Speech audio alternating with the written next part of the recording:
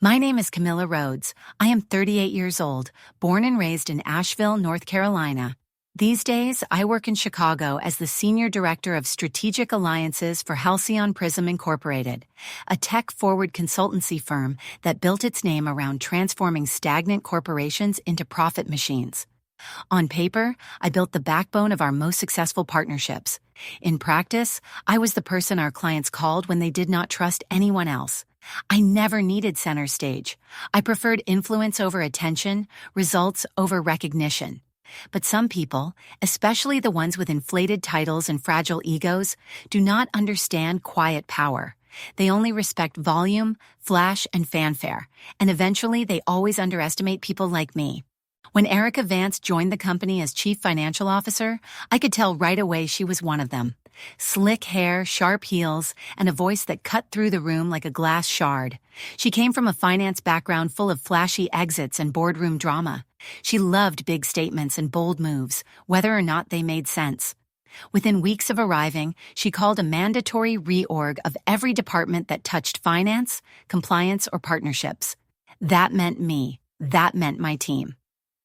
She never asked what I did, just who reported to me and why I still had so many direct lines.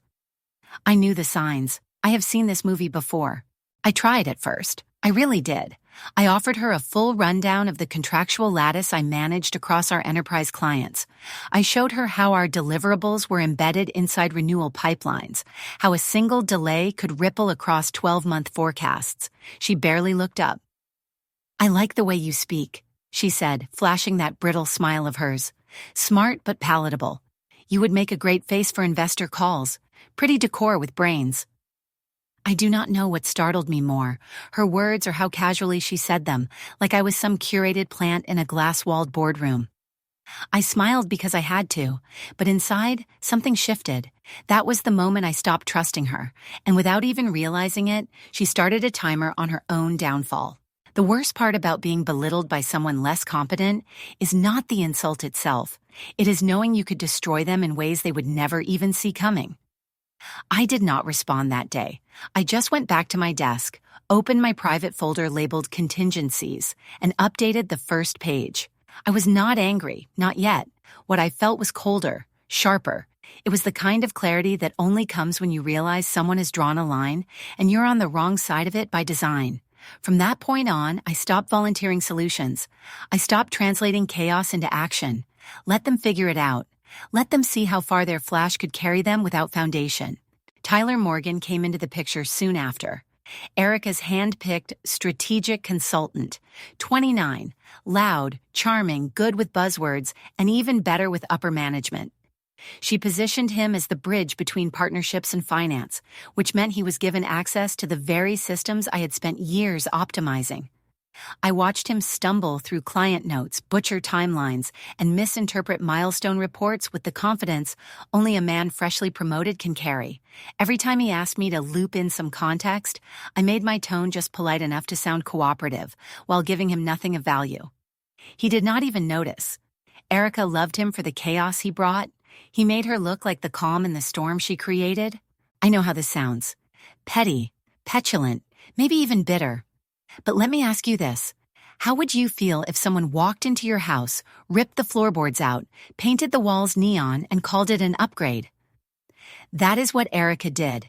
She turned systems into slogans. She turned people into props. And the moment she called me window dressing, she unknowingly gave me the one thing I needed to take her down. Motive. She thought I was harmless because I did not shout, because I did not chase credit, because I smiled in meetings while quietly fixing problems no one else even saw. But I was not harmless. I was patient. And she had no idea what that patience was about to cost her. You know what most people do when they are disrespected at work? They fight back, file complaints, try to prove their worth louder and faster than before. I did none of that. I chose the slower route, the one that does not come with a scene or a warning. Quiet quitting, but not the kind that goes unnoticed. I did it strategically, with precision, like a surgeon unthreading a lifeline.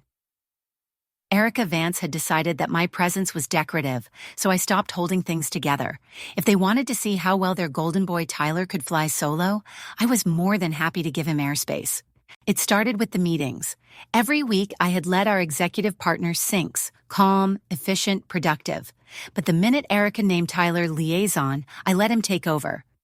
I watched from the edge of the table as he stumbled through timelines, misunderstood delivery targets, and mispronounced client names. He once confused a renewal clause with a termination clause. A $14 million contract nearly went sideways because of it. But I said nothing. I nodded when asked for input, spoke when spoken to, and never once corrected him in front of leadership. Let them think he had it under control. My hands were off the wheel. That was their decision, not mine. Behind the scenes, I started moving things, slowly, carefully. I rerouted the access privileges for our strategic frameworks.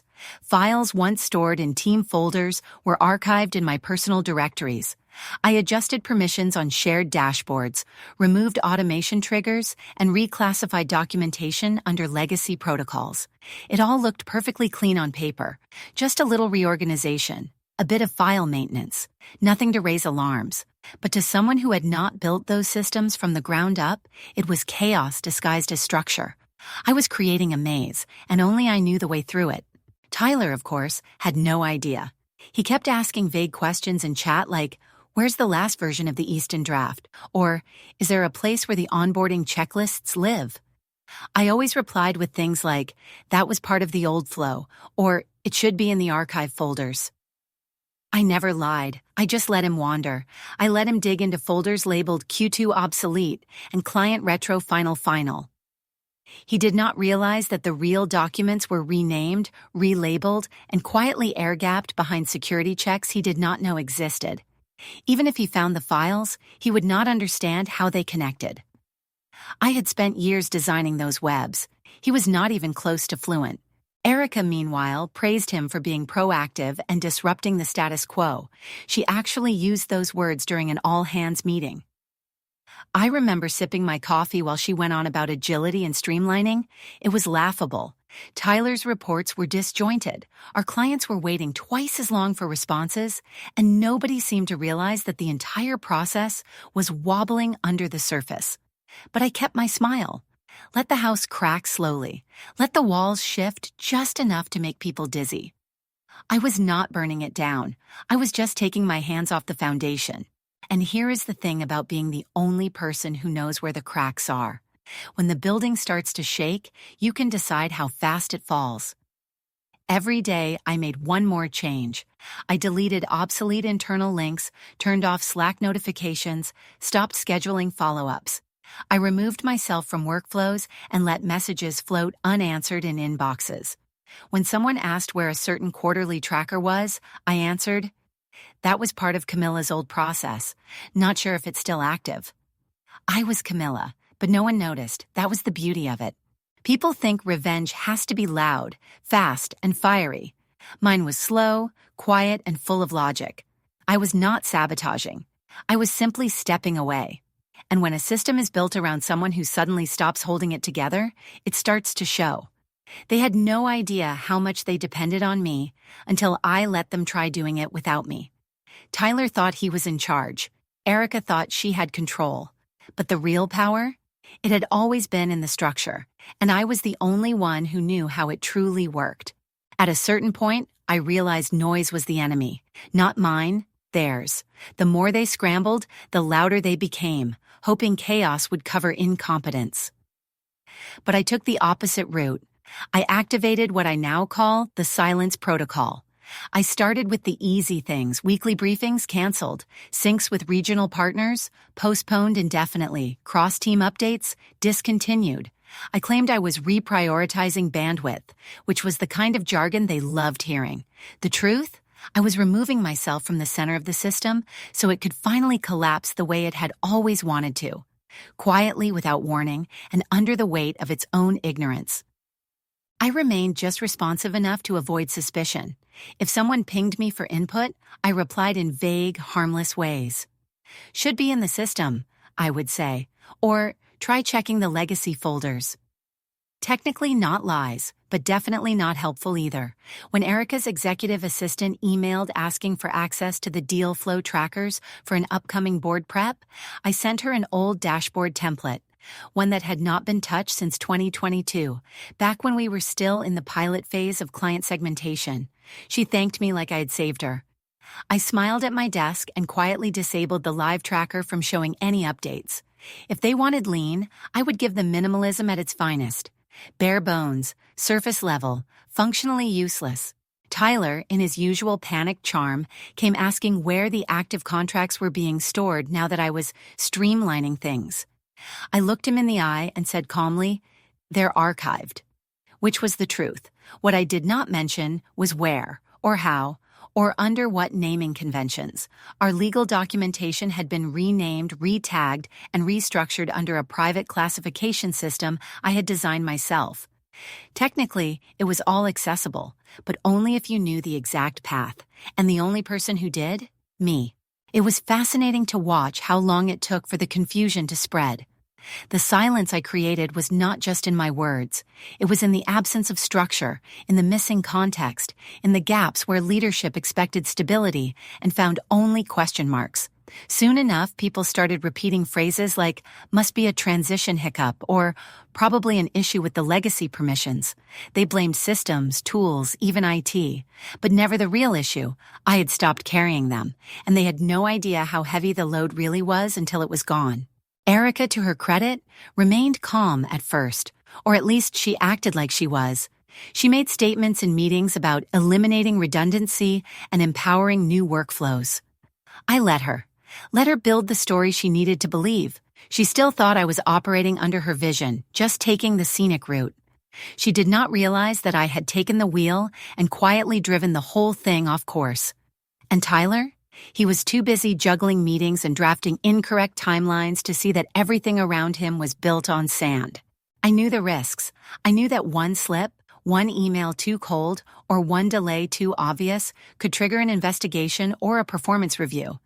So I played it slow, careful, professional on the surface, disinterested just beneath it. I responded to emails in short, clipped tones. I attended meetings with my camera off and my mic muted, nodding along without offering anything of substance. When asked direct questions, I answered just enough to give the illusion of presence. It was not sabotage. It was silence engineered with intent. And as the silence grew, so did the cracks. Clients started to reach out more often. Some were confused about their renewal cycles. Others mentioned that their support tickets were going unanswered. One even asked if I had left the company. I replied with a polite, "Still here, just working on back-end initiatives." No one questioned it, because the truth is, in corporate life, silence is often mistaken for obedience. But what they did not understand was that mine was not submission. It was the calm before a collapse I was no longer interested in stopping. 2 years ago, buried inside a 43-page renewal agreement with our largest global partner, I added something small, something quiet, a clause. Legal called it redundant, but I insisted on keeping it. It was a contingency plan, a self-triggering renegotiation clause tied to a term called certified continuity personnel. In short, if the person listed as continuity certified did not digitally validate their status every 90 days, the clause would activate. Services would freeze, funds would pause, and the contract would be flagged for breach. It had never needed to activate before, not once, but I always knew it might. So I kept the key, quietly, securely, just in case. Back then, I was not thinking about revenge. I was thinking about risk management, protecting the company from instability, and yes, protecting myself in a world where executives change course as easily as they change passwords. I never expected to need that clause. But after the way Erica dismissed me, after the way Tyler stumbled through my territory like he owned it, I revisited the registry. I opened the original contract, scrolled to page 28, and found the hidden logic block that held it all in place. I read it once, then twice, and then I activated the timer. A soft, digital switch. My signature, my certification, would now expire in 90 days, unless I renewed it, and I would not. I did not need permission to make the change. I was the original drafter, and per protocol, continuity personnel had the right to maintain and update certification records. I just updated the registry entry. Quiet, unannounced. My name was still listed, but the clock was ticking now. Without renewal, the clause would trigger automatically, freezing all service levels tied to that contract. A cascade of notices would go out to the billing team, client services, and our legal queue.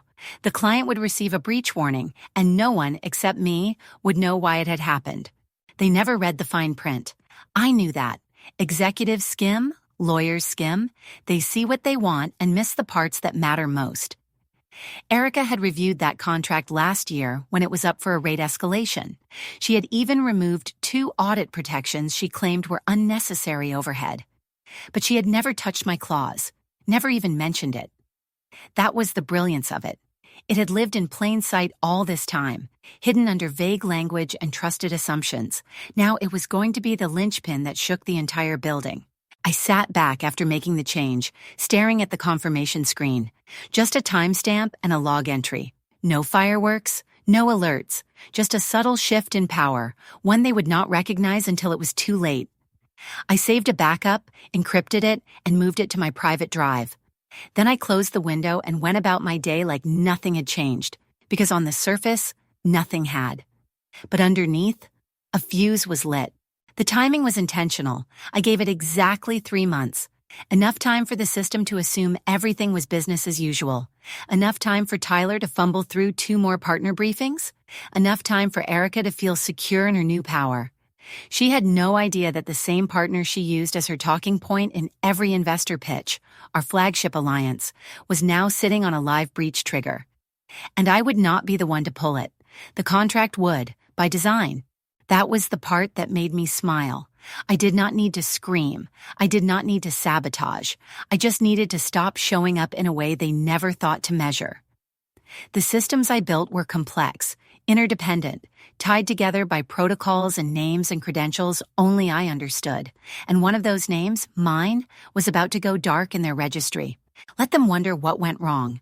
Let them blame the interns or IT or outdated automation. Let them scramble when the alerts hit their inboxes. By the time they traced it back, it would be too late. The clause was clean, the signature was mine, and the countdown had already begun.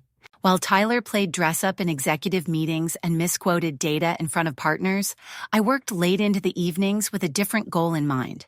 I was not trying to prove anything to anyone anymore. I was securing the vault. Quietly, carefully, and methodically.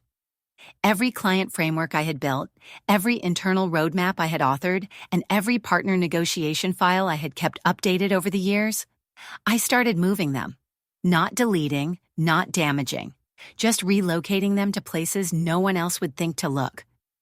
The folders I chose were hidden in plain sight, labeled with names like Phase 0 and Q2 drafts, then tucked inside legacy subdirectories that had not been accessed in years.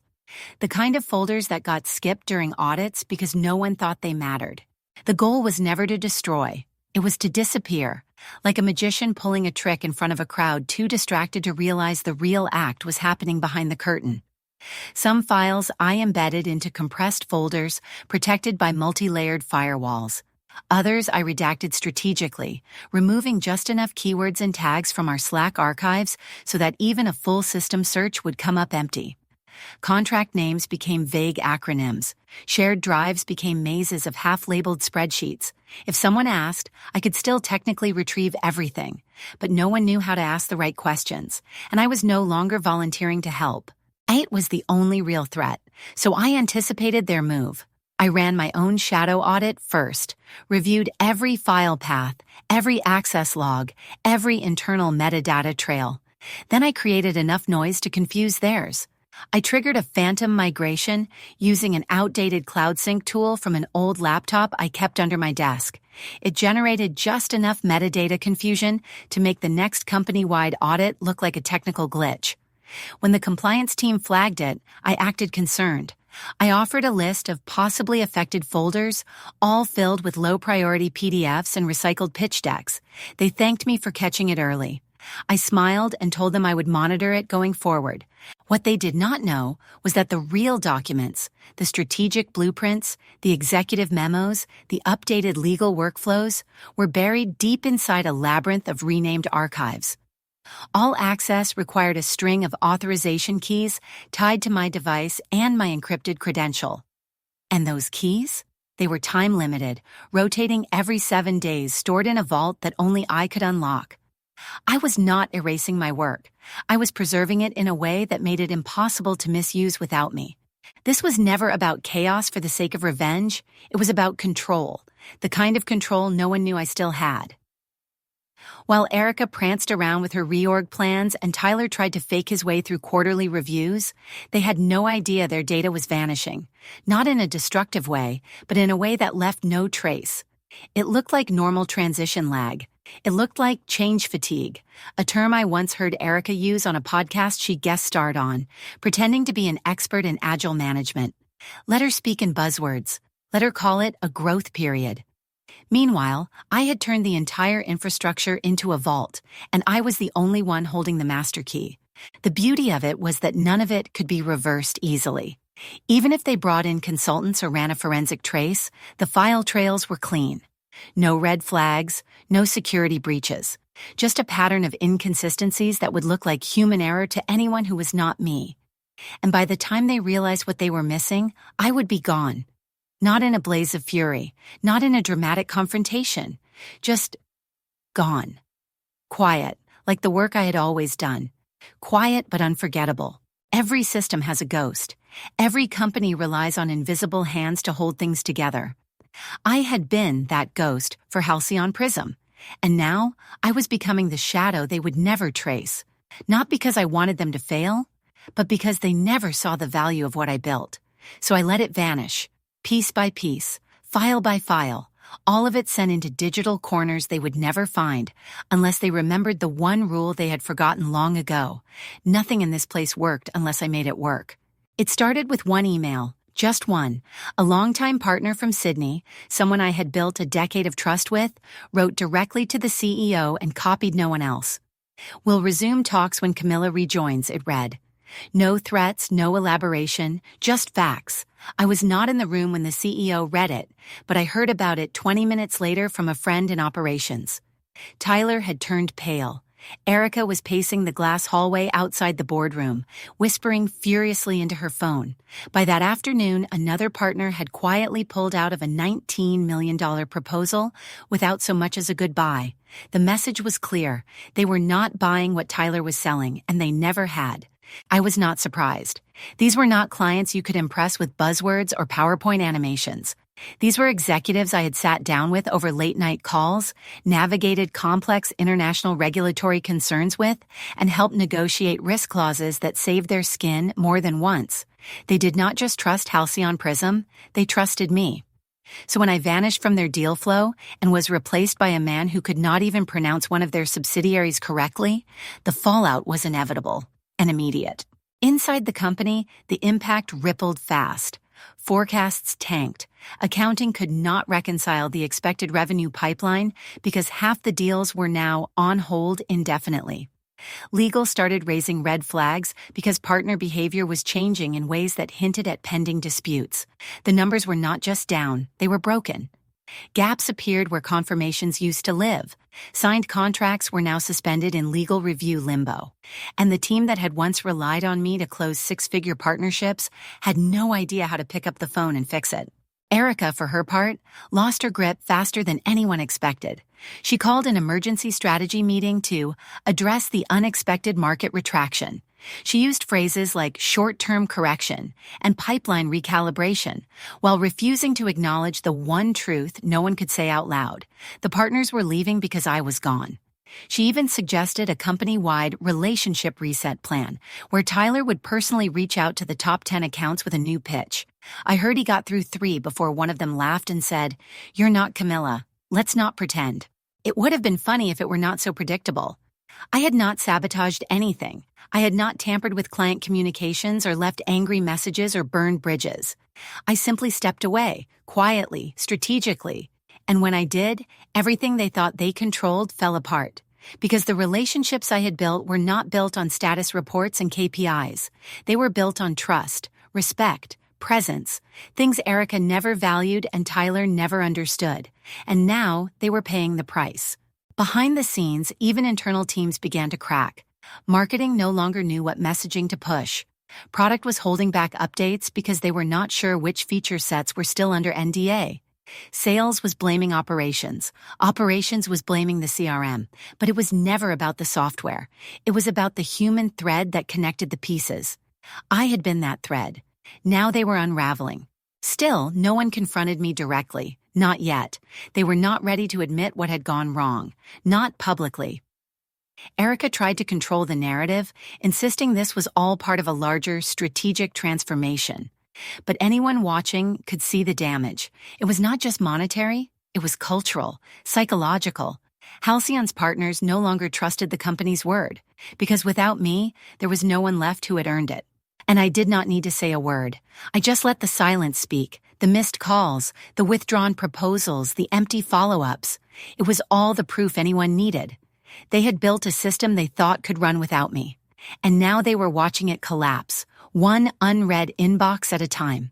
They finally dragged me into a closed-door meeting on a Thursday morning. No calendar invite, no prep. Just a come with me from Erica's assistant and a pit of dread in the air thick enough to cut with a knife. The room was cold and windowless. Erica was already pacing, holding a stack of renewal reports like a weapon. Tyler sat stiffly in the corner, pretending to take notes on a tablet he did not understand. 2 people from legal were there, probably hoping this would not end in discovery, but it was already too late for that. Erica slammed the papers down on the table like they had personally offended her. "Why are these deals stalling?" she snapped. "Why are vendors saying you are unreachable? This is not just bad optics, Camilla. This is exposure. These are critical accounts." Her voice was sharp, but underneath it I could hear the cracks.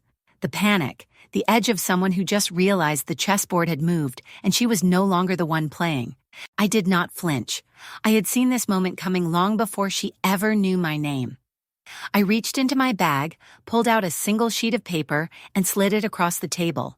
It was a printout from one of her own emails, her proud legacy process streamlining memo from 6 months ago, the one she sent to the board, to investors, to the entire company, talking about optimization and modernization. It had sounded slick at the time, modern, efficient, but she had no idea what that memo had really triggered. "You wanted legacy dependencies removed," I said, calmly, clearly. "I simply complied. You removed me. This is what that looks like." Tyler blinked. One of the legal advisors shifted uncomfortably in his chair. Erica's face turned a pale shade of gray. She opened her mouth, then closed it again. Because what could she say? It was her initiative, her language, her choice, and now her consequence. The vendors were not confused. The clients were not lost. They were waiting for the one person they trusted to return. And that person had been cut out in the name of optics. Erica tried to pivot. She accused me of withholding access, of being uncooperative. She used words like stonewalling and noncompliance, hoping to provoke me into admitting something she could use. But I had kept every instruction, every file, every version history and timestamp. I had made my movements quietly and legally. I had not sabotaged anything. I had simply obeyed her vision, obeyed her policies. And now she was standing in the ruins of her own directive. I leaned back in my chair and let her scramble. The room got quieter with each passing second. Finally, one of the legal team spoke. "Camilla, can you walk us through what systems may be affected by this transition?" he asked, trying to keep his tone neutral. I nodded. "Certainly, but I should mention that the majority of those systems required a continuity certification every 90 days. The last one was due last week. Since I was removed from that function, the systems are now locked, and by policy, the clauses tied to non-compliance have been triggered." Erica looked like she might faint. Tyler finally understood the weight of what was happening. This was not just a lost renewal, it was a chain reaction, a domino effect designed 2 years ago for risk management. And now it had been tripped by their own arrogance. They had treated me like I was ornamental, decorative, replaceable, but I had always been structural, and now the castle was cracking. The meeting ended with no resolution, just silence, staring, and the weight of realization hanging in the air. They had removed the wrong piece from the foundation, thinking the rest would hold, but what they built was never built without me. Now they would have to learn the hard way what legacy really meant, and just how much it cost to ignore it. That night, I sat at my kitchen table with a glass of wine in one hand and my laptop glowing quietly in front of me. The city outside my window was buzzing, but my world was silent. clean, focused. I opened a blank email, addressed it to Noah Kim, our in-house counsel, and typed just 5 words. Nothing dramatic, no explanation, just, check April 12th changelog. I hit send. No subject line, no signature, just silence. I closed the laptop, exhaled, and let the weight of that message settle. Because those 5 words were not just an email, they were a trigger, the final switch. Noah was sharp, calm, the kind of lawyer who did not speak unless something needed to be said. I had worked with him closely over the years, often looping him in on compliance reviews and contract language. He was the only person in that building I trusted to connect the dots without turning it into a circus. And that email? It was a map. A quiet breadcrumb trail leading straight to Erica's mistake. April 12th. That was the date she approved a policy update removing audit checkpoints for contract modifications. She had spun it as a legal declutter initiative, a sleek little vanity push meant to impress the board with her efficiency chops. She had even hosted a lunch and learn about it, calling compliance a luxury we can afford to trim. I remember her laughing about how lawyers love to make work. I remember the way Noah's jaw clenched, just slightly as she spoke. He knew better. We both did. What Erica had not realized, and what I had quietly documented, was that her change did more than trim fat. It shifted the approval flow entirely. Without audit checkpoints, she became the final approver on every contract modification tied to high-risk clients. No co-signers, no legal review. Just her digital signature rubber stamping clauses she barely skimmed. And one of those clauses, buried inside a $72 million alliance contract, tied performance continuity directly to my certification. Once I disengaged, that clause became a breach, and because she signed off on it alone, the blame sat squarely on her shoulders. By morning, Noah had done his homework. I got a reply around 8:17 a.m. No subject, just one line. We need to talk now. I arrived at the office to find legal in lockdown mode. Noah was already in Erica's office with 2 compliance officers, reviewing system logs and audit trails. From the hallway, I could see her through the glass, sitting stiffly, her mouth tight, her eyes darting back and forth across the screen in front of her. She looked smaller than usual, almost fragile, like the weight of what she had missed was finally catching up to her. I walked past without saying a word. No smugness, no gloating, just quiet satisfaction. She had called me window dressing, had tried to erase me from the machine I built. And now the same machine was chewing her up, one automated clause at a time. I had never needed to yell, never needed to sabotage. I had only needed to stay still long enough for her own shortcuts to betray her. Later that afternoon, word spread like wildfire. The deal was officially flagged as breached. The client's legal team demanded full remediation or withdrawal. Investor confidence tanked. A meeting was called with the board. Erica did not show up. She had been escorted out of the building 20 minutes earlier. Badge deactivated, laptop confiscated, HR in tow. Her fall was swift, final, exactly as it should have been. Noah stopped by my office on his way out that evening. He leaned in the doorway for a moment, hands in his pockets. "You could have told me months ago," he said. "I could have," I replied, looking up from my desk. "But then it wouldn't have been her signature." He gave a quiet nod. "Smart." "It had to be clean," I said softly, "and it had to be hers." He left without another word. The hallway lights dimmed. The building, once loud with chaos, was quiet again. Balanced, I packed up my things, walked out slowly, and let the silence wrap around me like armor. 5 words had shifted the axis, and now, everything that came next would belong to me. The emergency board meeting was set for 7:30 a.m. No breakfast, no pleasantries, just tension thick enough to cut with a knife. I arrived early, wearing the same calm expression I had worn through every storm at Halcyon Prism. I knew what was coming, and I knew who it would land on. Erica was already seated at the end of the glass conference table, her arms crossed, trying to look composed, but her eyes gave her away. She had been up all night, probably longer. The board was furious, not frustrated, furious. It was not just the failed contract. It was what that contract represented. The partnership had been the centerpiece of our Q3 investor pitch. Deliverables from that alliance were written into our public-facing roadmap. And worse, those deliverables were bundled with projections used to support our upcoming IPO push. When the clause triggered and services froze, it sent a shockwave through every financial pipeline tied to our valuation. Within 36 hours, media outlets were sniffing around. One headline called it Halcyon Prism's Phantom Deal. Another called it the CFO Catastrophe. The stock dip was small but sharp, enough to make people nervous, enough to light fires. Erica tried to salvage herself in the first 10 minutes. She leaned forward, voice tight, saying the issue stemmed from internal insubordination and unauthorized bottlenecks. She glanced at me once, just briefly, but she knew better. I did not move. I did not speak, because the data already had. The version history showed she had signed off on the clause removal alone. The system logs showed I had maintained my duties exactly until the moment I was removed from them. Noah, from legal, sat at the edge of the room with a binder in his lap, filled with all the receipts, time-stamped, verified, unshakable. Vincent, our CEO, sat in silence through most of it. He was not an emotional man, not someone prone to grand reactions, but when he finally spoke, the room went dead quiet. His voice was low, controlled, but surgical. "We built this company on trust," he said, looking around the table. "Trust in systems, yes, but also in people. That clause was our insurance policy. That clause saved us once, and it was buried on your order, Erica.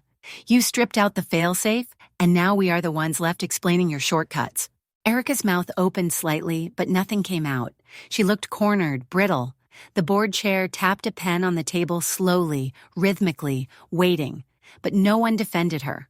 Not even Tyler, who sat 2 seats away, pretending to flip through notes he clearly did not understand. She had lost the room, entirely. After nearly an hour of fallout discussions, the meeting shifted unexpectedly. Vincent turned toward me. "Camilla," he said, "let me be blunt." I sat up straighter, my hands folded in my lap. "You saw this coming. You built guardrails and you kept this place standing through 100 silent crises. I should have recognized that sooner. So here's what I am offering. Executive status, full oversight. You pick the team, you set the direction. I will back it. I need you to clean this up, and I will not micromanage the cleanup." A few board members raised eyebrows. One whispered something I could not hear, but no one objected. I looked at Vincent, looked at the papers in front of me. My name still listed as a mid-tier director. My credentials still tied to dozens of silent systems no one else could even access. And I realized in that moment, this was the moment I could take it all.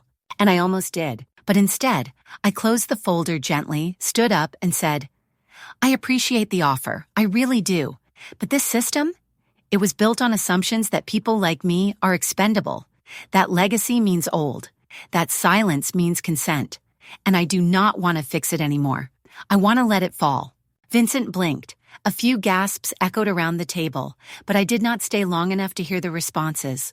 I walked out without looking back, each step measured, deliberate. My work was not done, but my part in theirs? That was over. I refused their offer without hesitation. After 10 years of grinding behind the scenes, building the backbone of their success, they had reduced me to a decorative piece.